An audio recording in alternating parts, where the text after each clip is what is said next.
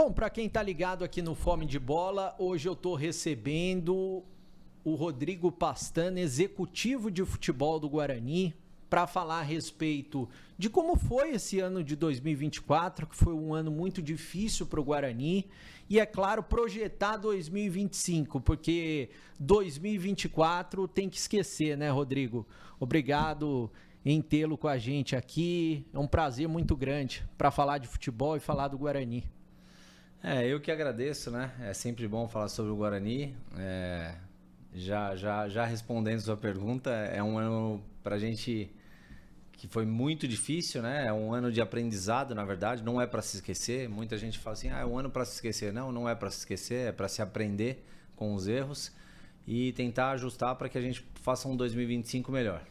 Eu falo abertamente, já falei nas redes sociais, também no nosso site, no VTV News, na minha coluna, que você não deveria ter saído do Guarani, porque você deixou uma base que o time iria brigar pelo acesso, e a gente sabe o quanto é difícil brigar pelo acesso, e depois, sem a gente querer achar culpados nas funções que ocuparam, as pessoas que ocuparam a sua função, mas aquele time estava pronto para brigar pelo acesso, né? Aquela sua saída do Guarani, naquele momento, você também não sente dessa maneira? Tipo, se eu tivesse ficado, o Guarani teria subido. Assim, Breno, é difícil a gente julgar porque eu não estava mais aqui.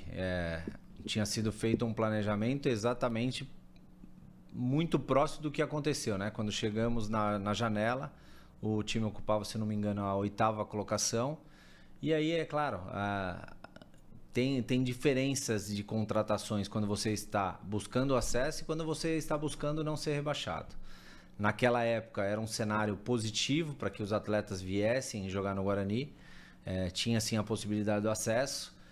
Mas as pessoas que estavam aqui também eram muito capazes. Talvez a janela realmente tenha sido complicada. Foi justamente quando houve uma mudança nos valores de patrocínio de bet, nos valores de negociações mesmo de meio de ano. Começaram a entrar as novas regras da CBF de poder contratar um número limitado de atletas, enfim. É complicado a gente julgar quando a gente não está inserido no contexto. Agora, a sua função é tão importante, a de executivo, quanto a função do presidente, quanto a função do treinador e dos jogadores, porque você está ajudando a escolher o que vai ser colocado em campo, né? Ou seja, essa sua volta aqui para o Guarani, teve um momento que você até foi convidado, não quis voltar. O que te fez voltar e aceitar esse convite e até o Guarani numa situação tão difícil? Porque da primeira rodada, o time o que apresentava em campo na primeira rodada da Série B, a gente já via que o Guarani ia cair, né?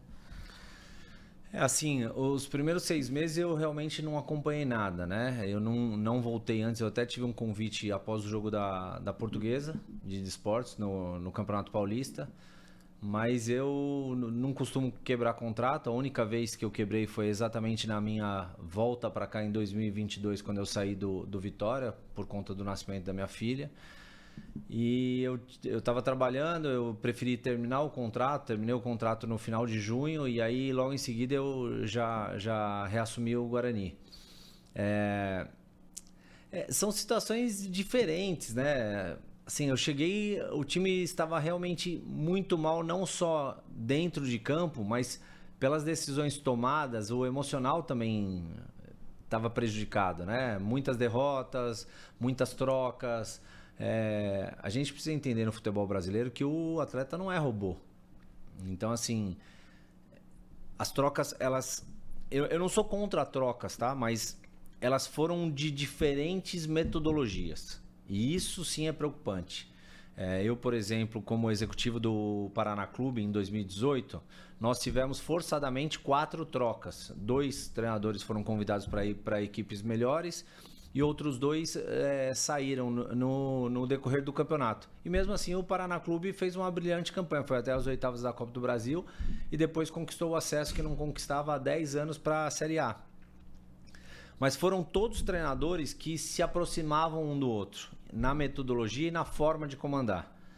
esse ano eu julgo que esse foi o grande erro do clube. Trazer 4 treinadores completamente diferentes em momentos distintos.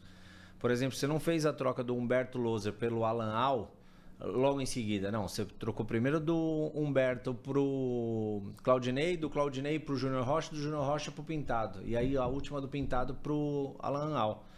Isso prejudicou muito o entorno, né? E também as 4 linhas. E assim, você falou muito sobre a importância do executivo de futebol. Ele é importante, desde que os outros processos andem. Então, por exemplo, nós ficamos sem um executivo de futebol de fevereiro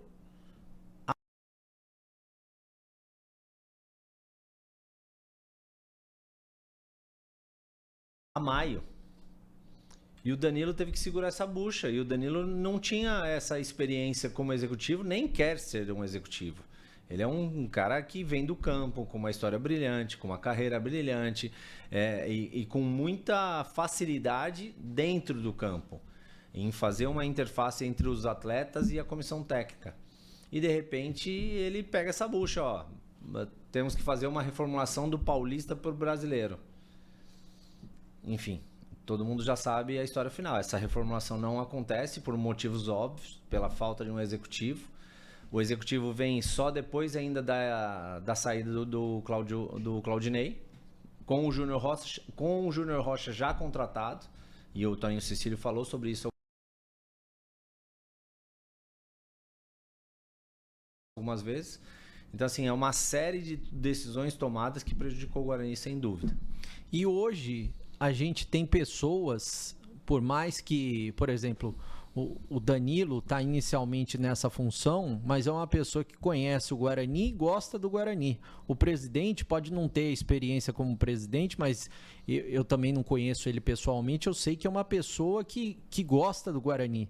Eu acho que ter pessoas que gostam, que conheçam a cidade, conheçam o clube, isso ajuda também no seu trabalho, né? E você falou de mudança, a partir de agora mudar aí 80% ou mais do que saiu de errado desse ano de 2024 para 2025, como é que você está traçando, junto com o Danilo, junto com o presidente, esse planejamento para mudar não só os jogadores, né? Tem que mudar muita coisa dentro do Guarani, né? Agora é mais fácil explicar também, né? A mudança se faz necessária pelos resultados obtidos nessa temporada. Então é claro que a gente está tentando consertar todos os processos, ajustar todos os processos internos, primeiramente. E aí, com a vinda do Maurício, a gente ganha muita ajuda nessa capacidade de banco de dados. Ele foi um cara que passou por grandes clubes, conhece bastante jogadores de base, acompanhou de perto a Série B, acompanhou um pouco da Série C também. Então, assim, essa relação dos treinadores entre eles, ela é muito benéfica para essa hora de formação de elenco. Claro que o mercado ainda está muito inflacionado demais. É assustador assim, o que o jogador mediano está ganhando no futebol brasileiro. Então, assim, a gente tem esperado um pouquinho mais para anunciar alguns reforços justamente por isso. Muita negociação enrolando por causa de valores. E o nosso orçamento, não é segredo para ninguém, já não é o mesmo do que 2024. O orçamento de 2025 está bem prejudicado. Você que está chegando agora, nós estamos conversando com o Rodrigo Pastana, executivo de futebol do Guarani, para já projetar 2025, porque o torcedor do Guarani quer esquecer 2024, que quase caiu no Paulista, que caiu na Série B do Brasileiro. Agora, até nesse período de reformulação, se fosse um calendário Paulistão e Série B, dá para achar jogadores que querem jogar o Paulistão e a Série B. Você vai ter essa dificuldade, se é que já não está tendo, do cara que vai vir para jogar o Paulistão e não vai querer jogar a Série C? Olha, Beretta, nós temos essa dificuldade, mas ela é momentânea, porque o Guarani, na Série C, ele é protagonista. Então tem muitos jogadores que pensam 2 vezes em aceitar uma Série B meio de tabela para baixo, né? Os considerados times jovens da Série B, ou times que sempre lutam para não cair, do que ficar na Série C e fazer um campeonato de protagonismo pelo Guarani. Essa é a nossa ideia, a escolha do Mauricinho é justamente por causa disso, e a gente acredita que muitos desses jogadores que ainda estão lutando por 10 mil a mais, 10 mil a menos, daqui a pouco vão entender que a camisa do Guarani faz todo sentido, gera uma expectativa de negócio muito maior no futuro, e essa talvez seja a grande dificuldade hoje do futebol brasileiro. Tem pouca ambição. Então a gente não vê um cara se apresentando, por exemplo, no Corinthians, no Flamengo, para não citar os times da cidade, mas a gente não vê os caras se apresentando nessas equipes e falando que tem vontade, por exemplo, de vestir a camisa da seleção amarela. Entendeu? Os caras não falam mais que tem, eu tô chegando no Flamengo porque eu quero vestir a camisa da seleção brasileira. Não falam. E eu, de verdade, gostaria que todos chegassem aqui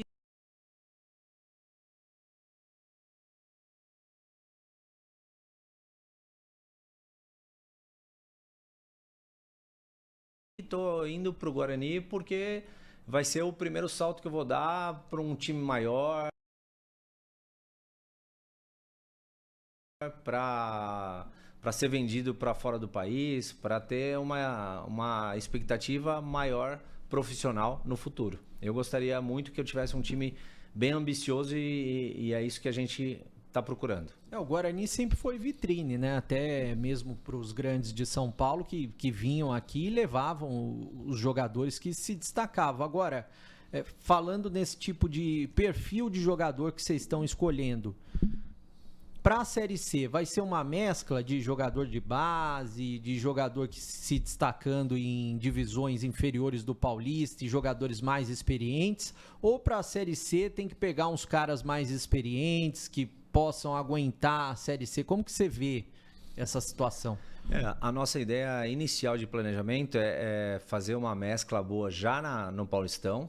E durante o Paulistão, claro, existe o risco de você perder alguns atletas. Principalmente porque é o segundo campeonato do país que mais negócios tem, depois do Brasileirão. Então, a nossa ideia é fazer um time bem forte, com essa mescla de idade, e depois a reposição ela ser feita através do próprio Paulistão. Existem equipes no Paulistão que não possuem calendário ainda, e são essas equipes que a gente vai mirar. O objetivo, claro, assim, inicialmente, Paulistão é não cair e Série C lutar para subir. Exatamente, esse é o objetivo claro, a manutenção do Paulistão e a Série C, o acesso à Série B. Você falou em orçamento, não vou te pedir números, mas quantos por cento mais ou menos a diferença de 2024 a queda para 2025? Olha, no mínimo 50%. No mínimo 50%, porque os patrocinadores também, os valores diminuem, né? Não são só cotas de TV, que ela praticamente inexiste na Série C, mas também os patrocínios diminuem bastante. E você, como executivo, faz tempo que o Guarani não tem uma base forte. Existe um planejamento para o Guarani voltar a ter uma base forte?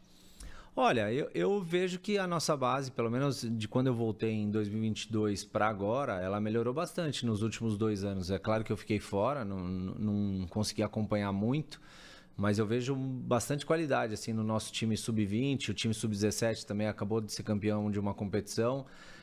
São bons treinadores, a gente já tem uma transição com um profissional, o Danilo fez isso muito, muito bem feito durante o ano. Nós tínhamos 5 atletas que faziam uma avaliação periódica e genética até, bem legal.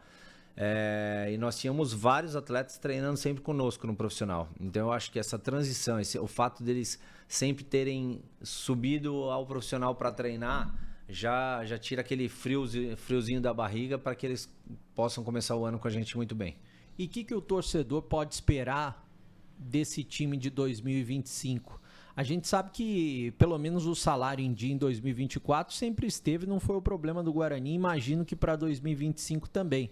Agora, muita gente espera, vai chegar um nome de peso, 2 nomes de peso. Eu, particularmente, penso que se tiverem 11 desconhecidos, é melhor, jogando bem, lutando para subir, por exemplo, e se manter na primeira divisão, é melhor do que ter 2, 3 nomes de peso, né?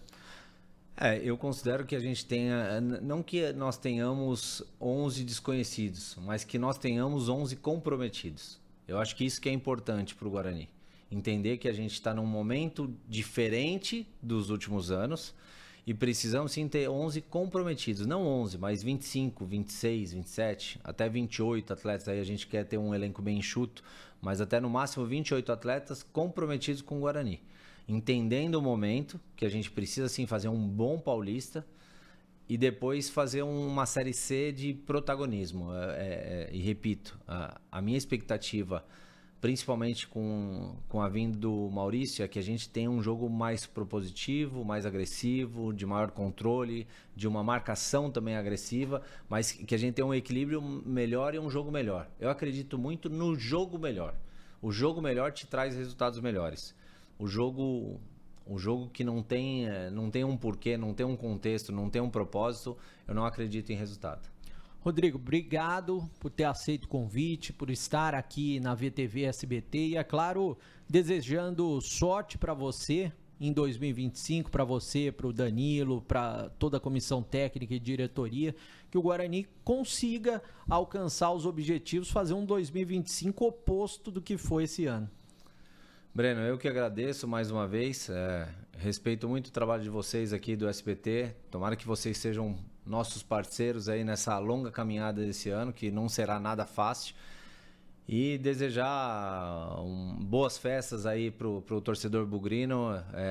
Eu sei que é difícil nesse momento pedir a confiança deles, mas pelo menos a torcida deles, que eles acreditem realmente que a gente vai fazer um bom trabalho esse ano e tirar o Guarani dessa situação inglória que é a Série C.